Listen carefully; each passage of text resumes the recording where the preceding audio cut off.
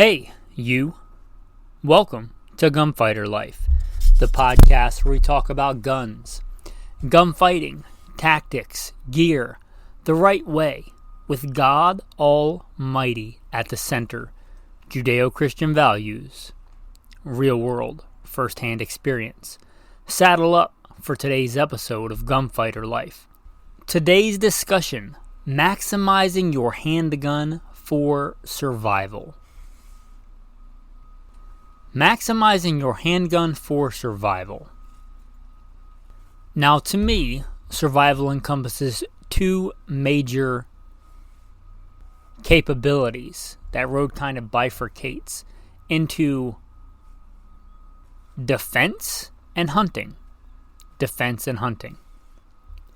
Now, without getting too far off on a tangent, a tangential line of reasoning, for either one of those, usually, a long gun is going to be a better choice. If you're elk hunting, a scope 30-06 is going to be a better choice.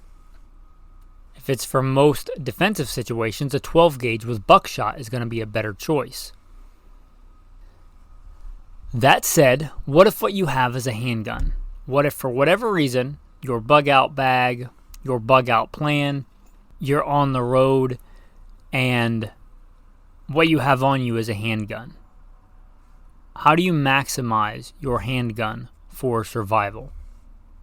And what makes a good survival handgun? I would say in any kind of disaster scenario, the handgun's primary role will be the same that it is for most of us day to day. If you're listening, hopefully you conceal carry or carry a handgun day to day. This will likely be its primary role in a disaster situation too. Concealed, highly mobile, personal protection.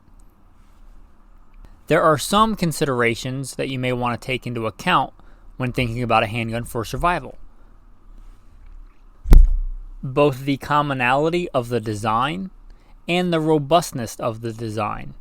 It's dealing with austere environments, its reliability.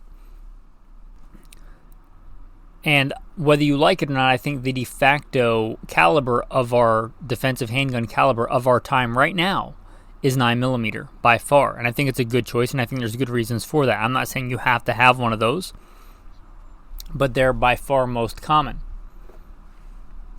If I'm recommending a handgun for survival, I'm going to recommend a good, proven, hopefully battle-proven design.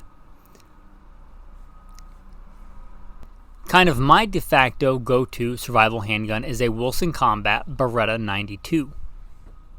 No safety, decocker only. And a big reason for that is it's a battle-proven design. Also, they're not super uncommon. A Beretta 92, 92FS, most of those parts have commonality, and it is super rare that any of those parts need any kind of maintenance. They are known for going to high round counts. They are known for being very reliable, and one of the reasons I like the Beretta, they are crazy accurate. My other top choice for this would be the SIG 226 and or 229. I like a full-length barrel, a lot of advantages, so I would go the 226 over it. Actually, that's my concealed carry gun right now. I'm CCWing a Sig Sauer 226 single action only with a Trijicon RMR on it. The 226 likewise is known and respected as a battle-proven, combat handgun. Both of those would be good choices. Your Glock also would be a decent choice if you are familiar with and trained with a Glock. Glocks have a little bit of peculiarity and quirks, mostly an atrocious trigger in my opinion, and a funky grip angle that you kind of have to get used to with your natural point of aim. That is different than most other handguns, but it does check the box of being common and being very robust. I won't take that away from Glock. They're very simple, they're very rugged, and much like that red stapler from Office Space with a similar kind of trigger pull, they just seem to hang around through a lot of stuff. So, yeah. The Glock also would be a good choice, and I'm not saying they're the only choices, but I would stick to common proven platforms for this. There are other good guns that I probably wouldn't choose, like a Canic. Canics work. They're a decent gun, especially for the money, but they're not as proven, especially the newer designs. And you're probably not finding a lot of spare parts for the Canic, right? So they're not common. That's just an example. I'm not saying that the Canic is a bad gun. In fact, I've done a whole episode on the Canic Rival. It's a decent gun, but I wouldn't choose it for this application. For getting into competition shooting, yeah, sure. Rock on. It's a good gun, especially for the money. I still don't think it would be my choice, but that would be a good one for that application, not for this application. So assuming you've chosen one of those, modern, 9mm, double stack, handguns, how do we then maximize it for survival?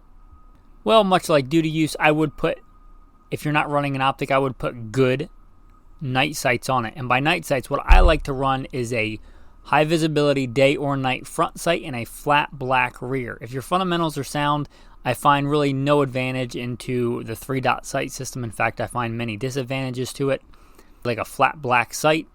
And if your fundamentals are sound, I really see no advantage and many disadvantages to having illuminated rear sights at nighttime. So I would have a front sight, night sight, and a flat black rear. That's me.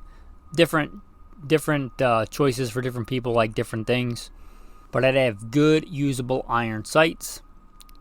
Now, if you are going to run an optic for survival, I can recommend only one that I'm aware of. It's the Trijicon RMR that doesn't take batteries. If you're not familiar with Trijicon, like their ACOG, their military application, scope, advanced combat optical gun sight, if I remember from my time in Iraq when they were first getting introduced in my second tour over there, I believe that's what that acronym stands for, Advanced Combat Optical Gun Sight. They made those for our M16s. They're a good, robust sight. And part of the thing that makes those robust is that they don't take batteries. They run off tritium, which is a radioactive isotope, and they run off ambient light. No batteries. I learned the hard way many times not to trust my life to things with batteries. If I'm recommending an optical sight for a handgun, I will only recommend for this application, and for me right now, for daily use and daily carry for a defensive handgun, not a training handgun, not a fun handgun, but something I'm going to trust my life to, the Trijicon RMR sans batteries. They make models that run off ambient light and that radioactive isotope of tritium. No batteries, no electronics, very, very rugged. I was once doing some training. I was doing wind sprints with my carry gun, and the gun flew out and hit a pile of rocks, dented the barrel. I replaced the barrel, landed on the optic. The optic was fine. It had a little scratch on the glass, but not in the place that bothered me, and it didn't lose zero or anything. They're rugged, the RMR. The RMR sans batteries is the only, I repeat, the only one at this time that I would recommend for this kind of hard use survival application. Now be aware, radiation, if you're not familiar with how it works, it does have a half-life. The half-life on tritium, I'd have to look it up, but it's over a decade. So in a decade, it'll still work. It'll be like half as bright. If you've made it a decade into the apocalypse and you're still running the same gun with the same optic, I think you'll have other things that you can run after that. Even then, it will still work with ambient light, and it'll still work at night, just won't be as bright. It's a far better option to me than anything that take batteries. And I don't care how long they say the battery life on something is. That's if it continues to work and none of the electronics, the wires and stuff get messed up. And if a battery gets too hot, it can have real issues and even leak or explode. And if a battery gets too cold, it can get so cold that it stops transmitting. Hence, your red dot no longer shows up as a red dot that you can see. So keep in mind that battery life that they advertise, that's generally under optimal conditions. I would not consider a grid down post-apocalyptic scenario to be optimal conditions. What else can you do? You could put a good robust finish on your gun if it doesn't already have one. Now, like the Glock, to give credit where it's due, that Tennifer or whatever the new finish is they have that's like Tennifer, their finishes are crazy good. So the Glock Slide, it's already got a crazy good finish on it. I'm a big fan of nitride, especially I think it's called PQP. There's different processes of nitriding, but a really good nitride is a really good impervious finish. So a nitride barrel or a stainless barrel and or a stainless slide or a really good finish like Cerakote, Duracoat, Durabake, whatever, some kind of good impervious coating on your handgun, and if you want on the magazines. And what's inside the magazines.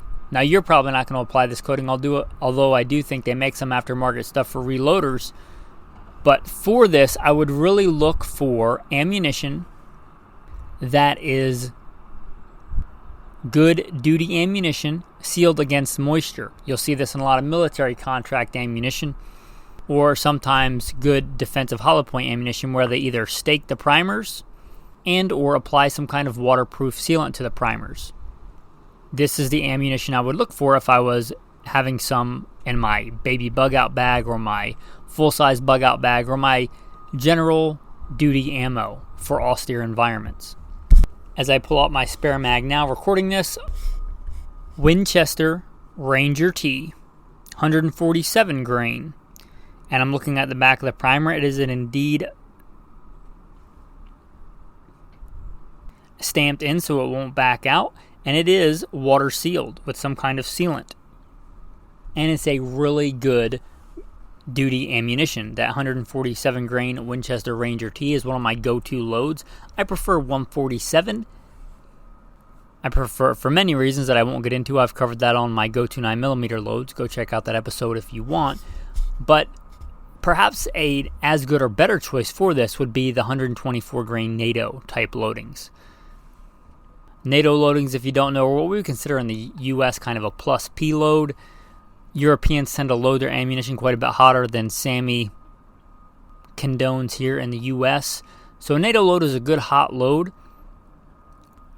It's not the best for defense, but for this application, if you're stockpiling it, it's not a horrible load. I wouldn't recommend it for your everyday CCW load, but you could find a comparable 124 grain plus P, let's say Spear Gold Dot, and check it to make sure it shoots the same point of aim, point of impact. But you could probably find a 124 grain plus P defensive hollow point load that shoots the same point of aim, point of impact as your NATO load. But a lot of those NATO, if they're a true NATO load, then they're going to have those things, those kind of staked primers. They're going to be, made for hard use and long storage. So there's that. Also for a 9mm, something you may not often think about. I used to do this, and I don't do it much anymore, but I probably should get back into it. They do make shot shells for the 9mm. They're not the greatest. They're not great really at all for many things, but they're okay for some things. I don't think that they're going to cycle the slide in most 9mm, so they're a single shot and then fix the malfunction kind of proposition. But I think they do have some utility. You may want just a few of them. They don't weigh very much. In your bag, in your kit, in your bug out bag, in the bottom of your last magazine. They can be used to harvest very small game at very close distances. And we're talking about maximizing your handgun for survival. I just did one episode on Alpha Male Podcast. I don't know if it'll come out before or after this. But on insidious killers. Some of the biggest killers after a disaster and throughout history aren't guns and knives. They're disease and infection and viruses and rodents and the diseases and nasty things that those unclean animals carry. You may not think about it, but you may have to dispatch a rat or two in those nasty environments post an event, especially if you plan on sticking in an urban, suburban environment. With all the death and rampant lack of hygiene and sanitation, I imagine rats are going to be a big thing in most places. Give you the ability to take out a rat. In fact, it's often referred to as rat shot. Without putting a big hole in infrastructure and doing a lot of overkill. You might consider some of those 9mm shot shells for your loadout. Not all frangible rounds are created equal, but, a frangible round can make quite a good varmint round. And that's all I'm going to say about that. You may want a couple of those for that reason alone, and they do have some other applicability. talking about maximizing your handgun for survival. Special note on the Glocks, they do make the maritime spring cups. If you've seen those cool videos of Glocks shooting underwater, you might consider putting in a maritime spring cup. And you might also consider whatever gun you have, if it's your go-to gun, you might consider having a few of the small parts, or look up what parts often break on whatever model, like on a Glock, an extractor, a front sight, a trigger spring, and have some of those. They'll even fit a lot of times in the back grip of the Glock. So you may consider that for your go-to gun. Having those spare things in your bag. Your line 2 or 3 kit for your gun. Oh, and I didn't mention it because I mentioned specific models, but if it's not one of these models, these all share this in common. But if you're getting a different model, if it checks those other boxes, get one that's easy to field strip. You probably don't want to take it all the way down in this kind of environment unless you really have the time and another go-to gun, but pick a gun that's easy to field strip. And most military-made guns are. They're made for Marines and soldiers and privates to be able to field strip. So most military-type guns are going to be pretty easy to field strip, but I would check that box as well. Now, let's talk about another option, the 22. The 22 semi-automatic handgun. And I'm talking 22 long rifle for now. Again, I think the primary use is for defense, for a handgun, concealable defense. However, if you already have a good CCW gun and you want a pack handgun to go in your bug out bag as a secondary gun, to arm your spouse, to arm somebody else, or you want something better for that other option we talked about, putting food on the table, you might want a really good accurate, assuming you're a really good accurate handgun shooter, 22 reliable, super accurate handgun. 2 really come to mind, and there are others. And there are others I would recommend for training and things like that. However, the 2 that come to mind that will be best for this are the Ruger Mark series, Mark 1, 2, 3, or 4. 4, in my opinion, being the better of them for this application. So a Ruger Mark 4 or a Browning Buckmark. They're very common. They're very reliable. They check those boxes. They're very, very accurate if you know what you're doing. Unlike a lot of the ones that are made to be like modern semi-autos, these should have the sights affixed to the barrel, making them really accurate. The barrel doesn't move, the sights don't move in relation to the barrel. They can be very accurate guns. And if you're accurate enough to take advantage of that, that's a good thing. I would recommend these 2 specifically. Not saying they're the only 2, but they'd be my 2 recommendations. The 2245 Light, and I do believe, although I don't know the name off the top of my head, Browning makes some lightweight versions as well. If it's going to be a packable gun, I don't think I have to explain why that is important. There is another thing that you can do along these lines, going back to your centerfire 9mm or other caliber. A lot of common platforms like the Glock, like the Beretta 92, like a 1911, the SIG 226, and that's another advantage of getting a common platform. They all have 22 conversion kits. You can get 22 conversion kits. So instead of carrying an entire other gun, you could carry just a conversion kit, converting your gun to 22 long rifle. There's some advantages and disadvantages to this. Advantage is you're going to save on weight. You're going to be able to train with this, hopefully pre-event, right? Left of event and right of event. You'll be able to train. You'll be able to carry a lot more ammo. You'll be able to use the same trigger pull, I think in every case, as your centerfire gun. So that'll make you much better with your defensive 9mm. And you don't have to carry a whole extra frame. Some disadvantages, you only have the one gun. So you don't have an entire spare gun if your one gun goes down. In the other case, if you had an entire dedicated 22, you would have a spare gun. Unless it's one of the parts that is only on the 9mm, not part of the frame, which who knows the odds of that, then if your main gun breaks, let's say you don't have a spare trigger spring for your Glock and your Glock trigger spring breaks, then your 22 conversion is also going to have a broken trigger spring. There's some disadvantage there. Also, you can't arm another person if you want to. So it's kind of advantages and disadvantages to both. But if you get a common platform, a 22 conversion kit may be a way to really maximize that gun for survival. Let's say you want to carry, 100 rounds of 9mm and then 500 rounds of 22 long rifle and a conversion kit. That doesn't get into the realm of the ridiculous as far as weight.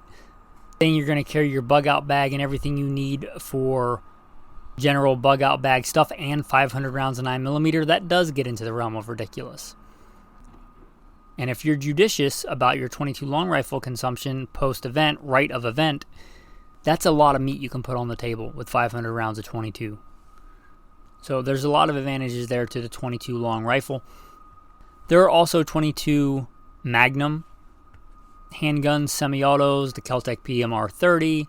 Walther just came out with one. Here's the deal with the 22 mag. For everything you gain, you're giving up quite a bit. If it's to put food on the table, in many cases, I prefer a 22 long rifle to a 22 Magnum.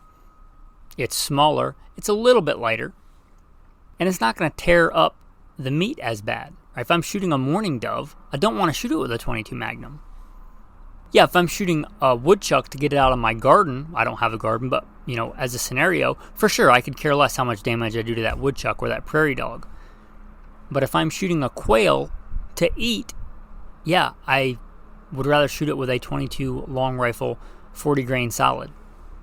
I don't want to shoot it with the 22 mag. So if your point of having the 22 is for food, there are some situations where you gain some food procurement with the 22 Magnum, but you give it up with many other things with the 22 long rifle. Also, that ammunition has a really good power to weight ratio.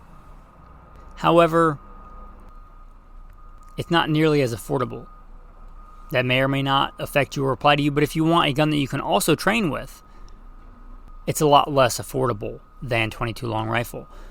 Although, if you're talking about the main purpose of the handgun for defense, I would concede that the 22 Magnum is a better defensive round than a 22 long rifle. I'm not telling you it's a bad choice or a worse choice in 22.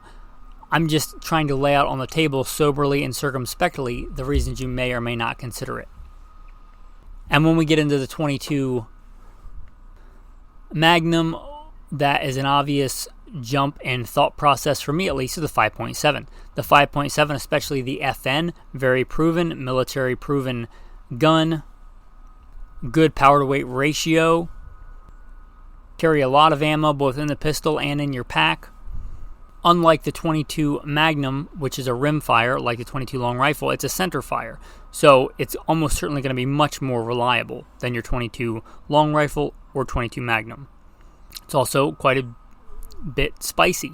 So again, we go back to game hunting. I don't know what, the common 5.7 rounds, because I don't own one, would do to small game, but I have to deduce from my understanding of ballistics and physics that it would be less desirable than a 22 long rifle for that application, but better for defense.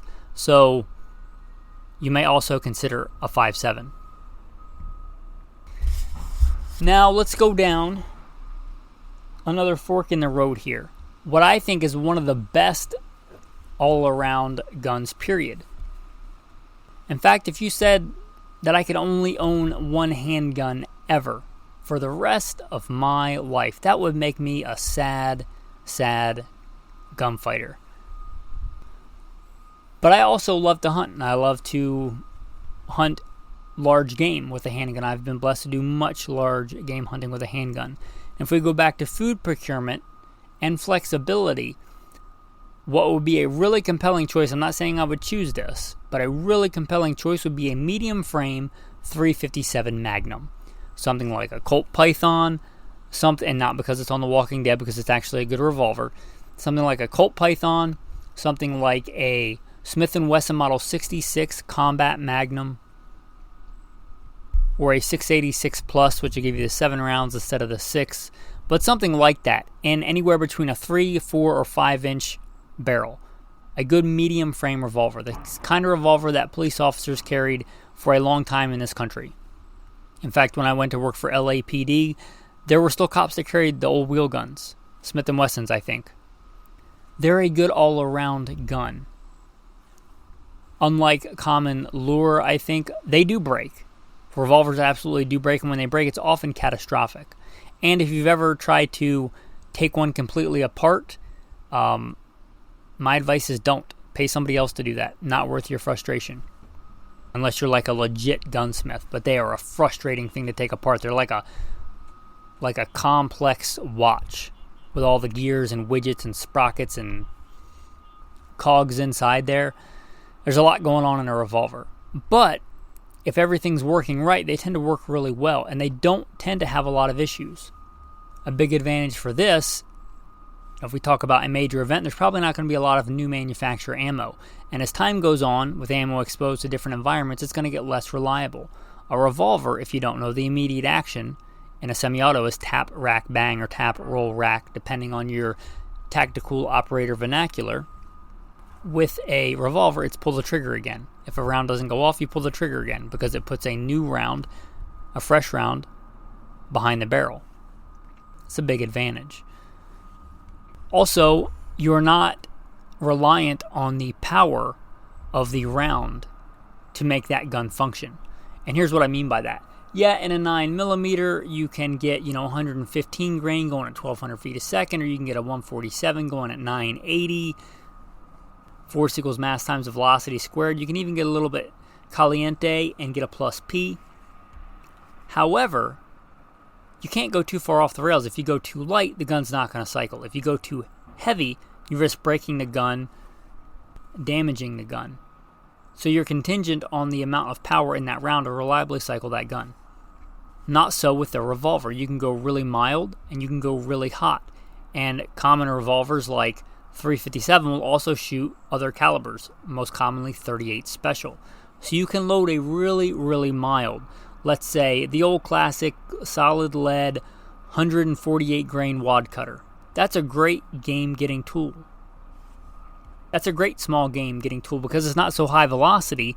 It's probably not going to destroy a lot of meat if you're talking smaller game. Also, you can go really hot. You can go all the way up to like 180 grain hard cast buffalo bore or double tap 357 Magnum load, and I would have no problem hunting anything in North America with that load. It's in fact, it's the load. One of those loads is what I have for my going to Alaska backup gun.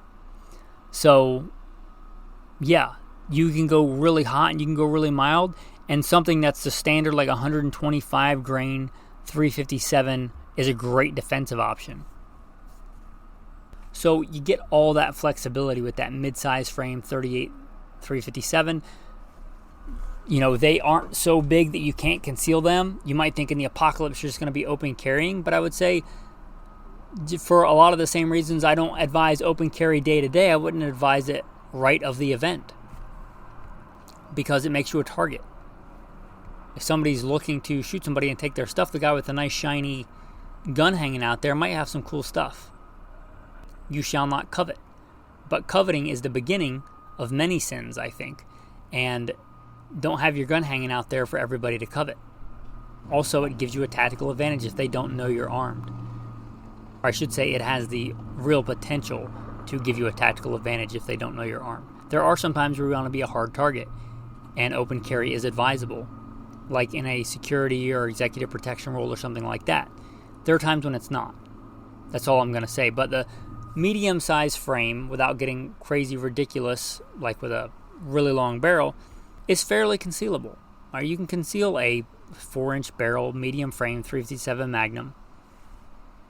They also make the 38 Special 357 Magnum shot shells, and I think these are a little bit better than the 9mm flavor. You can load them yourself. You can load them with whatever size shot that you want if you load them yourself, buying the shot capsules and loading them as a hand loader. But they're more now available than there used to be. You can get the standard, which I think are blue, and the larger shot, which I think is red. These aren't great, but again, there is some real application, I think, where these shot shells for a handgun would be applicable, and I think the 38 357s work better than the 9mm. And again, going back to that advantage, since you're not worried about it being able to cycle the gun, you could load up, let's say, half a cylinder of these and half a cylinder of regular defensive loads. Come across small game close up, you could take it. and you could get more than one shot.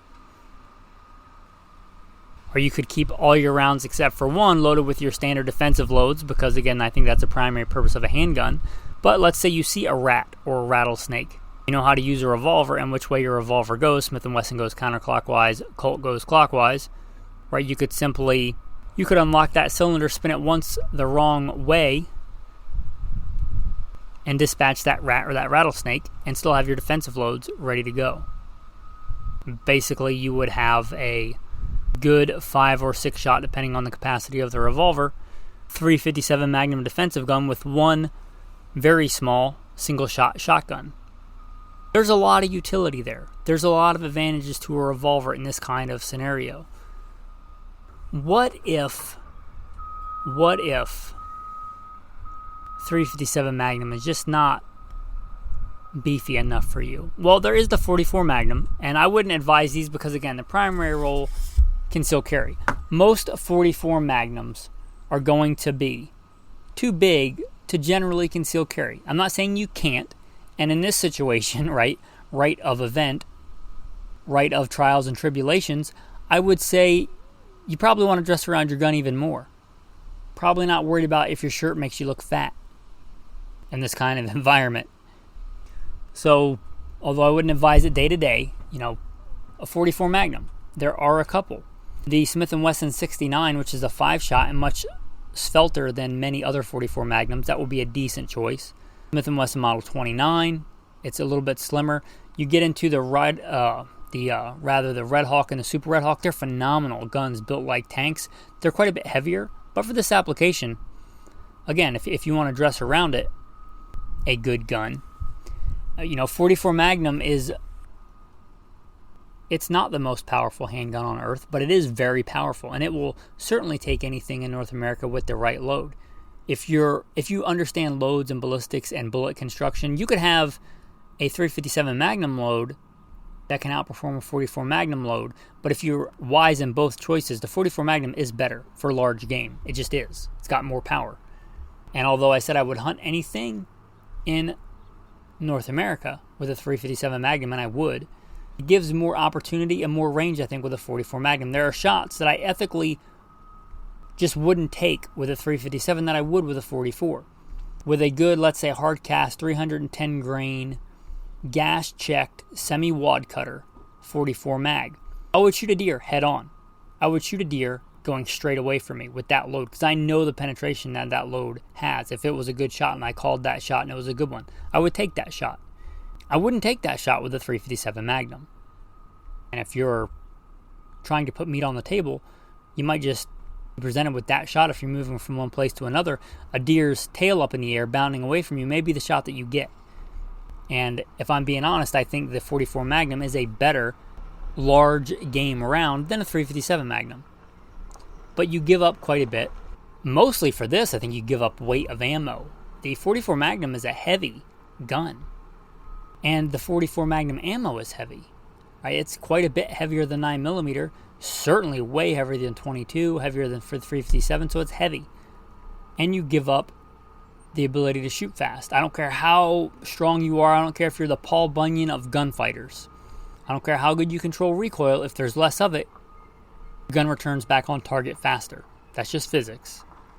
Give me that same Paul Bunyan gunfighter, and I give him almost identical guns except for caliber. Let's say a Glock 17 and a Glock 22, one's in 9 and one's in 40. I put a plate up at 7 yards, and I say, hit that as many times as you can. And he's a well-trained gunfighter. He knows how to call his shots and how to ride recoil. He's going to get more shots in, let's say, 2 seconds with the 9 than with the 40. Because, again, I don't care how good you control recoil. If you reduce it, you can shoot and return that gun on target faster. Same thing applies here with the .44 Magnum. It's a powerful handgun. There is no free lunch. You have to deal with that recoil. You can, however, load down. There is the .44 Special. Not nearly as common as .38 Special, but it's a thing. It exists, and it's not a bad defensive caliber. If you hand load it and load it down, if you loaded it to really light velocities in, let's say, a wad cutter, there would be worse things for small game hunting. I don't think it will be as good as many other choices, but it still gives you some flexibility in that. I'll briefly mention 45 long Colt. It's a good round, especially if you hand load. Pretty much whatever I said about the 44 Magnum, you could load up and down with the 45 long Colt. It is also a good round. One cool thing they make for the cylinders of 45, and I believe 44 as well, are cylinder conversions, and these are quite unique. Basically, they look like a 44 mag bullet or a 45 long Colt bullet that you put a 22 round into, allowing your gun to shoot 22 long rifle. I don't believe they're anywhere near as accurate as a dedicated 22 or even a 22 upper conversion kit. If we go back to like the rat, vermin, really up close kind of stuff, that is also an intriguing option. They don't weigh very much. Could have your 44 mag, your 45 long Colt with, 6 of these small conversions and 100 rounds of ammo, 22 ammo, or 200 rounds of 22 ammo. They wouldn't take up a lot of space. Again, I don't think because of the nature of how they work, right, they're just kind of going through the barrel. They're not using the rifling to spin the bullet. So whatever little bit of stability they get from the length of the cartridge, I certainly wouldn't think they'd be as accurate as a dedicated 22, but they are a thing that exists. And if you wanted to add some utility, again, this is about maximizing your handgun for survival. If you decide, I'm going to be the Dirty Harry of the wasteland, you might consider one of those 22 cylinder inserts. All right, now let's talk about the wild card. This is a wild card. I thought about this working out at the gym this morning when I was taking a few notes for this episode. And that is the black powder revolver. Yeah, I said wild card. Go with me down this deep, dark rabbit hole of the apocalypse. You can easily make your own black powder. It's not hard to do. It's 3 main ingredients. And you even get to pee on it. How cool is that? But in all seriousness, you can make your own black powder. It's not that hard. I'm not going to get into how to do that. I don't know whether that is or is not allowed per the ATF, but if you want to figure it out, you can figure it out. So you can make your own black powder. Percussion caps weigh very, very little. You're talking about the fraction of the weight of a 22 long rifle. You could carry enough percussion caps in a pack that you probably won't even notice the difference, and it'll probably last you the rest of your adult life. And if you know what you're doing, you can reuse those and make new compounds for that as well. So if you talk about really long term, the common black powder revolvers. I say revolver because it gives you a reasonable rate of fire if you practice with them.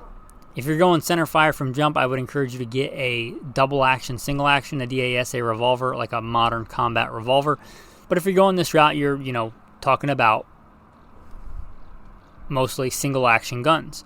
They also, this is why it's a wild card, you can make your own rounds, you can cast your own lead bullets, make your own powder.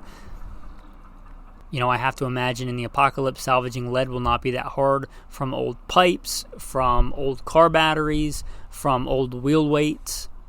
In fact, my father, when we were younger, we used to cast bullets out of wheel weights because it had some linotite, I believe, that makes it a little bit harder, talking about those hard cast bullets. You could have a bullet mold in your pack. A Lee or Lyman bullet mold doesn't weigh very much. So you can pretty much make your own. And here's the thing. This is why it's kind of cool as a wild card. For many of these common, again, going back to why it's important to have a common platform, they make cylinder conversion kits. So you could convert a lot of these to a center fire modern handgun, right? You could convert them to a modern 45 long Colt. If you had a 45 caliber black powder, you could convert it with a cylinder conversion and have a center fire good round with all the advantages of being, more impervious to the elements, the reliability, all those things. And something like a 45 long Colt, again, is a good round. You could have that. You could have those 22 conversion things. I'm not sure that they would work with this, but they very well may. You might want to double check that. Going way down that rabbit hole, if you got the cylinder conversion, which is certainly a thing, could you get the 22 cylinder inserts and still have that work? You're kind of stacking stuff up there. I'm not sure how much I would trust that unless I train with it a lot, but it is an intriguing option. Also, the 22 or as I was, the black powder revolvers are not considered firearms. You can have them shipped right to your door. You can go buy them without any of the rigmarole and restrictions. It's an intriguing option. It is an intriguing option. That's why I put it in here as a wild card. Just a thought on maximizing handguns for survival. Here's what I'm going to end with before we get into the normal conclusions, tactical tip, tactical verse. You know how you really maximize your handgun for survival? You train with it. You dry fire. You're comfortable with it. You use it. You have ammunition that you've tested to be reliable in your gun when fired by you, that shoots point of aim, point of impact by you, that you can pick up in the middle of the night and clear any malfunction that's common that it might have. Sounds like a broken part, but a double feed, a failure to fire, you can pick it up in the middle of the night, half awake, and clear that malfunction without even thinking about it. That's how you really maximize your handgun for survival. Train with it. Be good with it. Master the fundamentals with it. That's exponentially more important than what model of gun you have. With that, the tactical tip of the day. Talking about this. If you were going to have one thing in your pack to take care of your gun as far as a gun cleaning, gun lubricant solution, you might choose CLP, and there's a lot of merit to that. You may also choose Ballistol. And I don't often recommend a product for a tactical tip. I try and not to, but Ballistol is so good. It's been around so long. Ballistol is good for all kinds of things.